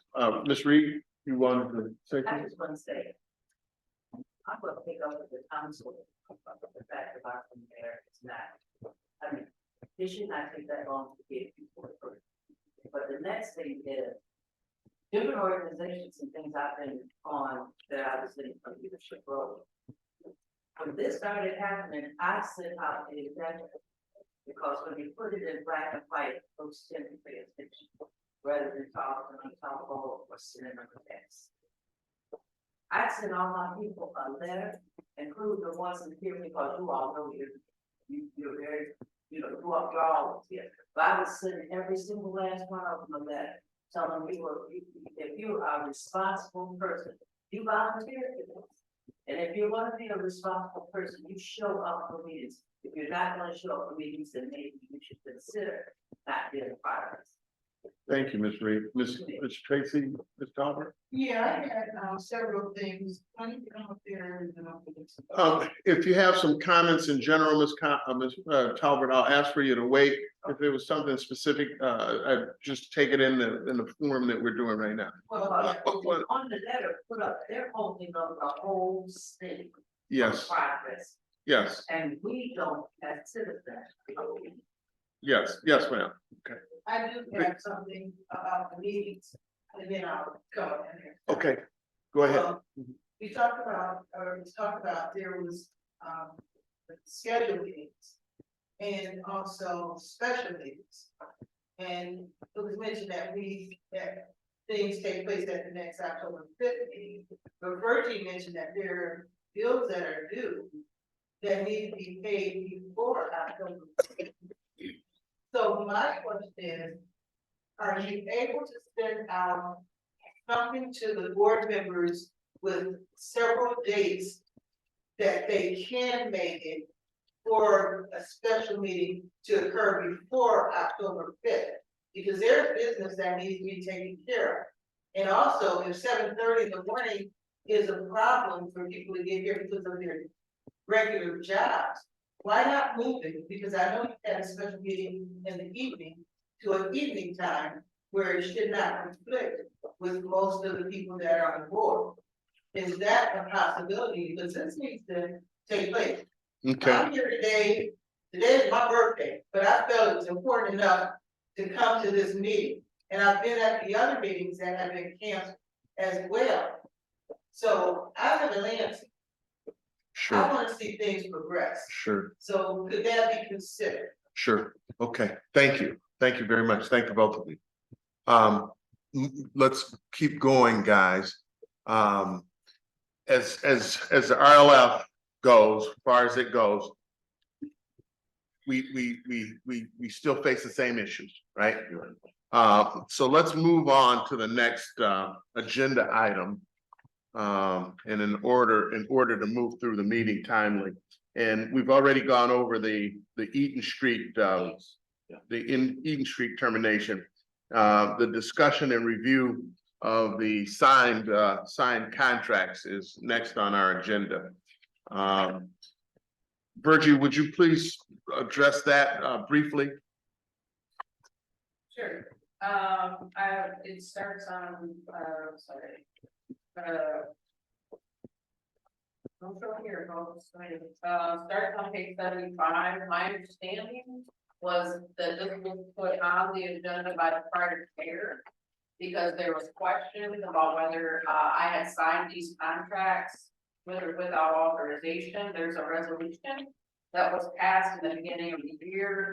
At that time, then Wallace was the chair. And we looked back at prior years and we found a resolution that allows for it allows for the chair, the secretary, and the president to sign contracts in the normal course of business, and items are budgeted, et cetera, et cetera.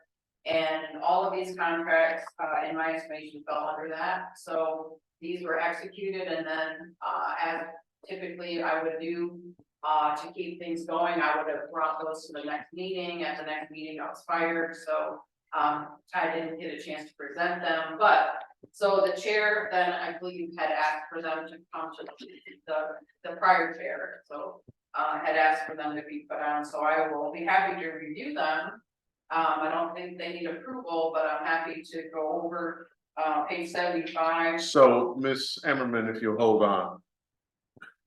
Fellow board members, do we have a need today to go over all of the previously executed contracts in your mind? No, because I remember in the meeting when that was discussed and she was given permission to be able to sign those things. All right, okay, all right.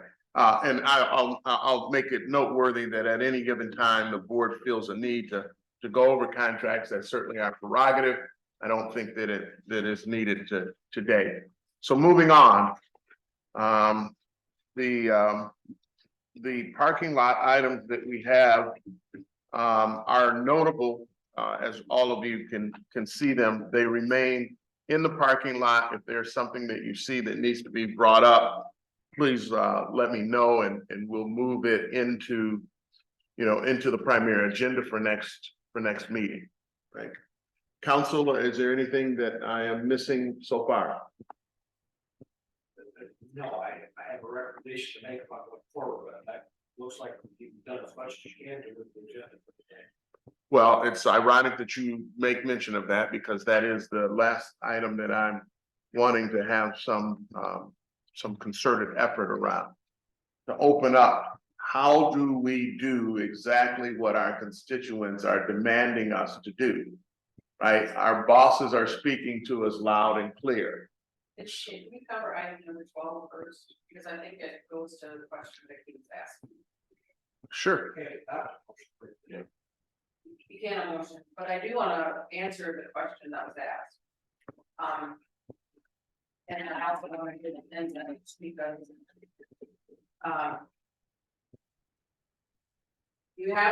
The board can choose whether to excuse members that are not here. The question was, can you mandate attendance? The only way you can mandate attendance is by following the bylaws, which I think says, don't hold me. If you miss X number of meetings that are unexcused in a year, the board can relieve you from your position. If you, or maybe the mayor, I'm not sure, sorry.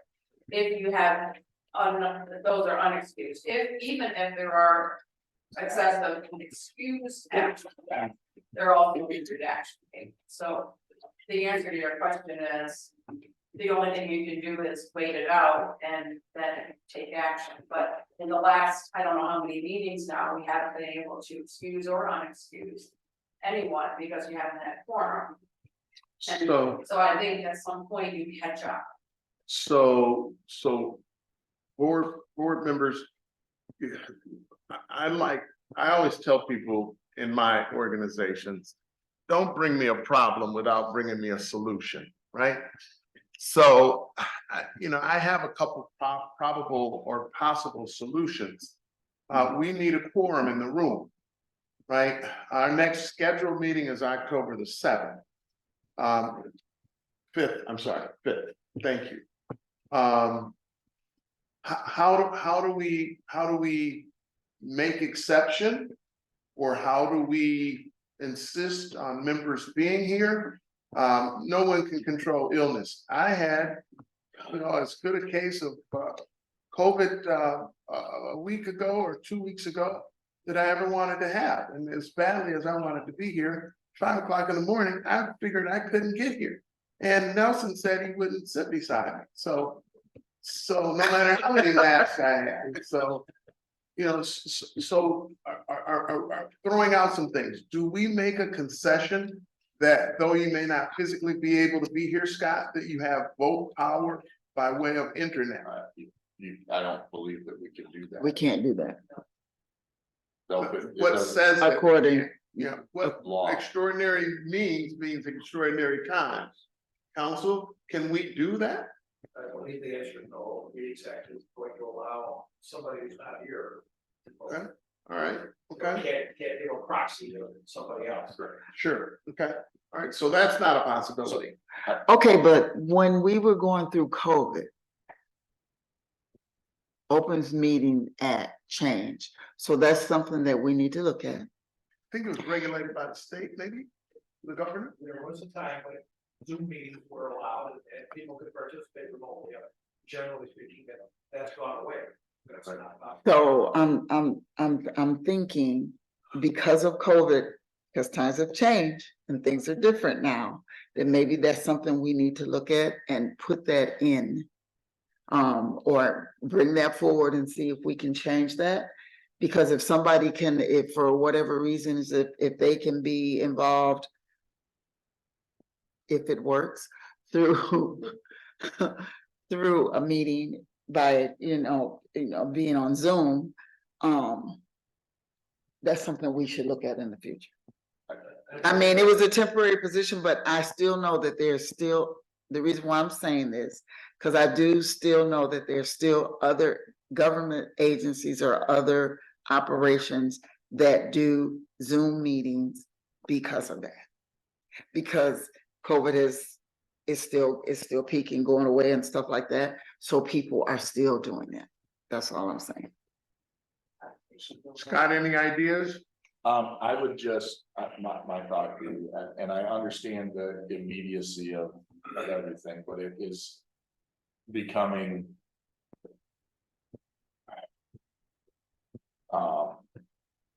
consistently futile to have special meetings that are not attended, so.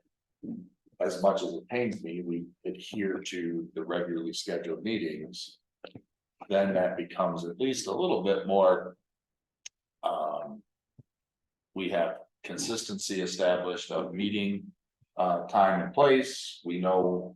Everybody should not, I mean, are there things that are going to come up? Yes, September 7th, I was not here, I had to be out of, for my word, I was out of office. I had no control over that, I was, right, so, but. Every other meeting I've been, that's been called, I've been in attendance since June. So. That. At least if we're trying to conduct our business appropriately in our regularly scheduled meetings. Then that certainly applies far more pressure. Publicly, politically, for people to be in attendance. When, absent extraneous circumstances like sickness, right? So, then we can move forward, but outside of that, it is futile. I mean, I've been here for what I thought would have been a shorter meeting. That was here 15 minutes before the meeting started, and it's now coming at 10 o'clock. Yeah, so let me try to repeat what I think I heard you say. Make a focused effort for the October meeting for our participants, our board members to be here. Yes. And specifically, help me, how do we work to achieve that? Boy, that's a tough one. I mean, we certainly timely, getting the packet out in a timely manner so people have plenty of time to review everything. Taking account, I mean, I know, and again, I don't hold this in any way against you, but I recall on Friday, I sent you a text and said, are we gonna be sure that on Monday that we have a quorum? And you thought that we would, so. I confidently said yes. Yes, so my intention was to be here. I did not certainly wanna have what happened. I could have, been at work and knocking out some other things if, had we known that the meeting wasn't gonna be attended. So. Yeah, that's all we can do, right? We post the meeting, we make everybody aware, maybe a call from you or someone else from the board just saying. Trying to get a measure of the pulse here, are you going to be in attendance on October 5th? Yes, okay, thank you. I mean, that's the extent that we'll. So making suggestions and changing things along the way. What I'm gonna ask is, there's three of us, right? That each one of us respectively take another board member, call them and encourage them. But if there's some rub that they have between now and then, the three of us come back and share their rub, right? And try to personally have a contact, right? If you, Scott, would chat with a mayor, right? Vicky, if you would, Scott, chat with Trevor. I'll take Ben, and that we just kind of partner with each one of them to understand if they've got some concern or something that accentuates their being here or not being here. Scott, you made mention of the agenda being out. By admission, this agenda has been less than what I would accept in my own personal business life. So a week ahead of time, 5 days ahead of time, Virgie, what has the standard been for having the agenda out? I've been 8 weeks or a week ahead. A week ahead? Always have the minutes ready for that packet, but at least the face of the agenda will be out. So then, Scott, let's make the commitment, right, that we'll have the agenda out on 1 week ahead. And the components that go along with it, to also be with it or best that they can, right? If I could ask, and maybe Virgie can provide the context, but was the executive committee meeting preceding the general membership board meeting? So great question, and typically that was the Thursday prior, Okay. and the point of that would have been Just to set make sure to set the agenda, that was my thought, so that, So theoretically, coming up on the 28th, you have an executive committee meeting, the executive, I think they call it executive board. meeting.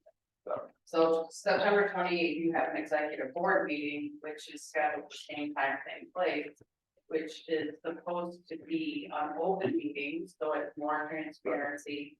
And you walk away with a set agenda, but you can't take action because you're not expecting quorum. correct. So I would, I guess, recommend that we, the executive committee, hold to that meeting being scheduled on the 28th, having that meeting so we can set the agenda, and then leaving that meeting, we would be able to then transmit that agenda to the public. Scott, that's a big group. So I have that full day. So post this meeting, let's you and I compare calendars, and we'll set that meeting and have it made Remember, you public. have to post that meeting too. Have it made public. Yeah, Right. get that agenda out prior to the 28th. So we'll, you and I'll coordinate calendars today, and we'll work with the office person, Lindsay, to do that, okay? All right. So let's have one-to-one contact with our counterparts. Let's get the agenda done early. Let's encourage them to come. Is there any other means by which we can encourage our fellow board members to come? Mr. Chair, I'd recommend that you ask staff person Lindsay, I assume, just simply to send a note, or email, if nothing else, or reminder. That the regular meeting is scheduled for 7:30 a.m. and it'll be all on October 5.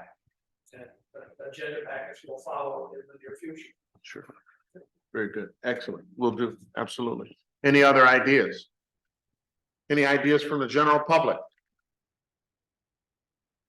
I'm not hearing the accountability piece in the bylaws that is mentioned. If it's in the bylaws about the attendance, that could be a reminder as well, that if you miss so many meetings, blah, blah, whatever the bylaws state, not to be afraid to communicate that to them. And also remind them how many meetings they've missed thus far. That would apply toward whatever the bylaws say. Because if they're not held accountable, they're gonna continue to do what they're doing. And it's slowing progress for the city. Whatever agenda they may have, if they have one. It's not hurting just this group, it's hurting the entire progress of the city. And they need to be held accountable for that. That's an absolutely phenomenal idea. Phenomenal idea. So we will go back and grab those records and certainly make them part of our communication to all of us. Yeah. Okay. Yeah. Great. Absolutely. That's a great idea. Thank you. I think it might be helpful to iterate on, again, I'm trying to get things out of this video because it's a communication tool we're using.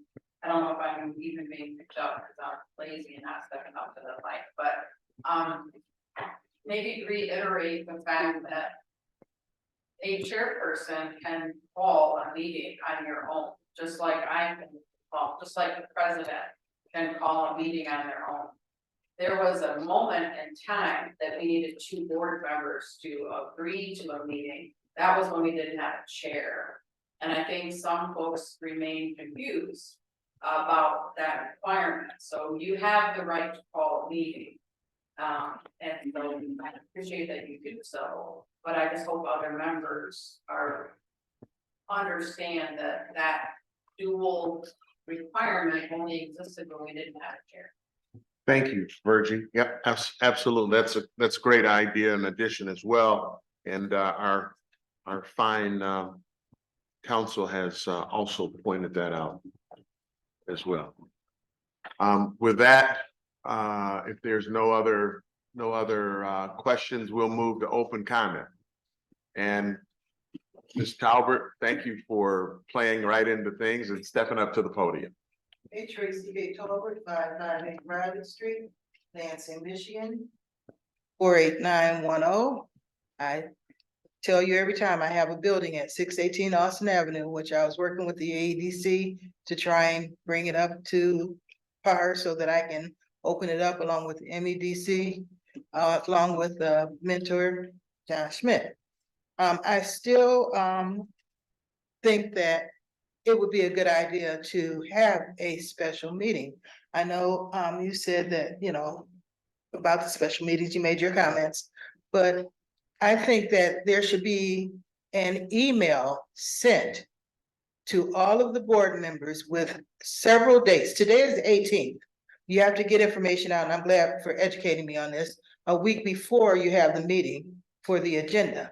So if there could be several dates put on the email or letter that they can respond, and give them a date to respond by, what days they can make it. And if you have enough people that'll make a quorum, then you can go ahead and have that meeting. It needs to take place. And you don't have to have everything that's on this agenda. It may be a special meeting just to be able to take care of those bills that are due, because they need to be paid before the October 5th meeting. So this is something that needs to take place, because I'm affected by it, because I'm doing the Dale Carnegie class right now. I want to get my certificate. I've got several degrees and everything else, but it means something because I'm learning some very valuable skills. So I wish that you guys would go ahead and do that. Also, I don't know if the board members have contact information that is available, because I would like to have the information where I can contact them myself, along with the mayor. And I don't know if there's certain office hours for you guys that are on the board, because, you know, I think that's important. A lot of you are workers. I'm retired now, but I would like to know when you can contact you, if that is possible, or if this is the only place that we're able to contact each of you or speak directly to each of you. So that's another thing that I'm interested in. The other thing, I want to make sure that my request for information about the AEDC that I talked about earlier is answered. And I know it's important to not just myself, but to the community as a whole. I would like that in writing so we have some clarification as to what it takes to be a board member, what their requirements are. And then it was mentioned there were certain stipulations in order to be a board member, having skills in real estate or mechanical or different backgrounds. And I wonder if that's possible to open that up to maybe someone that does not possess those particular skills. Because as a person in the community, I think input from people that have expertise in other areas could benefit this board. And I also want to know, and I'll stop with this. Oh, okay, and I also wanted to talk about the video not working. It's working now, about 5, 10, 15 minutes before we're ending this meeting. Oh, it's frozen, okay. I think there needs to be something done so that you do a test prior to the meeting open. It's really weird how I've been able to attend these meetings before and there was no problem with the video. And now all of a sudden, these last meetings, the video is not working. We've had 3 people up here trying to get the video working, and it's still not working. I have a problem with that. So I just hope these things can be addressed, and I look forward to us moving forward, because this is important for the Albion community and those surrounding. Thank you. Thank you very much.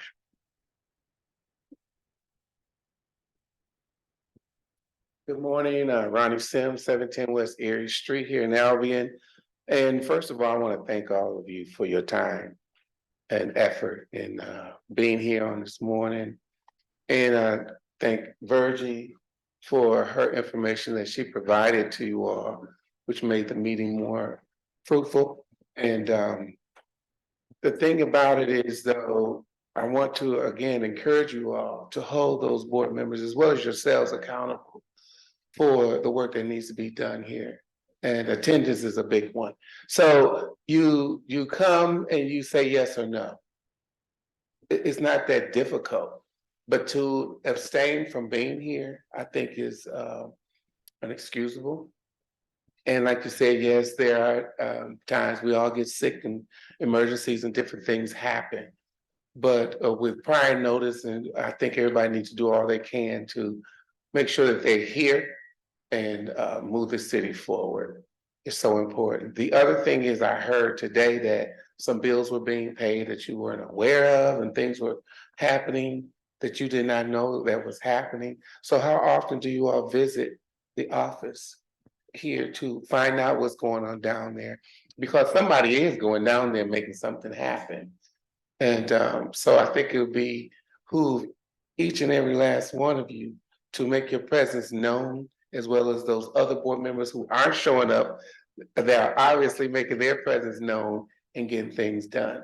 So I do want to encourage you all to do the same thing, to get down there so you won't be surprised, or we won't be surprised to hear that things are happening and you're unaware of it. So I want to encourage you on that part. And thank you so much, council, for your knowledge and your direction and guidance. I think there's a great work to be done here, and it can be done. And even though the discussion was great, but we need to move on, so that quorum needs to be evident. And thank you all so much for your time and service again. Thank you. Thank you. Sure. Mike, too.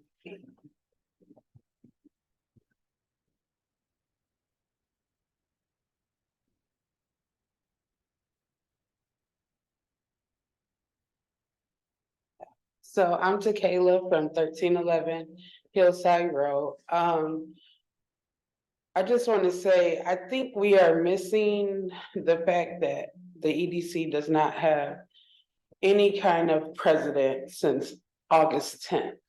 So to say there's going to be a meeting in October, so being that like the boots on the ground person, it is very difficult to not have a leadership in place. And I do understand there is protocol, but I think it needs to be addressed of how serious it is not to have Virgie there, leadership in place. There's a lot of grants and things that the community is looking forward to having, that without having our CEO and president in place and playing this waiting game week after week is detrimental not only to the EDC, but also to the community members of Albion. And I think we really need to speed up this process somehow, because I don't know of a place that can sustain without leadership for 2 months. Mm-hmm. We all have, are employed, and if I've never seen a place sustain without leadership month after month, and not having someone to contact and to talk to for decision making that Virgie was at the time. So I just don't understand what's going on and why the leadership isn't being addressed immediately. It's very tough.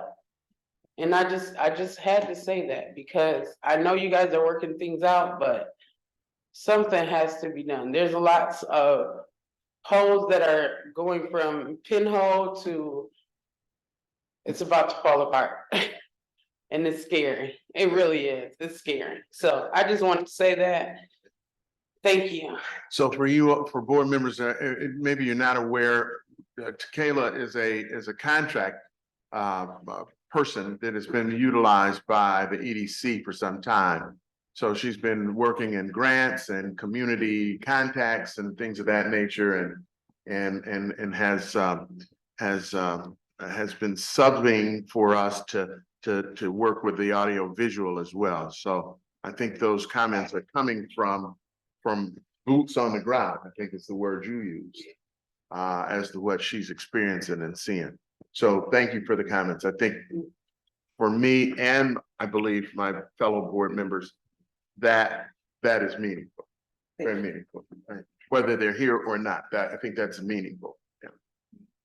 Anyone else with public comments? Anyone on your Zoom that may have their hand up? No hands. Okay, all right. Just say thank you to you all as well. I know Ronnie mentioned how he appreciates your hard work and everything. But I just want to say thank you as well, because it's very, important to have people to do the work that you're doing. I just want to say that I appreciate each one of you for taking the time out to do the city of Albion justice by serving. Thank you. Thank you. Council, any comments from the legal side or from your words of wisdom for us? Ended in a Y. It's time to excuse our absent members. Of course, we don't have a quorum, so we cannot do that. But let the record reflect that we did talk about a motion to excuse those members who have come forward and indicated they would not be here. This meeting, in my opinion, has been fruitful, though we don't have a quorum. I am driven. I continue to be driven, Mr. Sims, in moving Albion ahead. And so if there's just me here, if I am able-bodied, I'm going to be here to try to carry through the role. And I applaud my fellow board members for doing the same. And we'll get there. We're not going to stop. So be anyone thinks we're going to stop, we're not going to stop. We're going to keep on moving, and we're going to make the corrections as we need to, and we're going to do it in a godly-like fashion, right? And we make some mistakes, but we have counsel and advisory here to keep us on the right track. We've got to move Albion forward. There's a lot going on. There's a lot of things happening economically that will benefit us, and this is our time to do something. And so I'm bound to try to play a good part and role in that. And so with that, I'll say have a great day, everyone.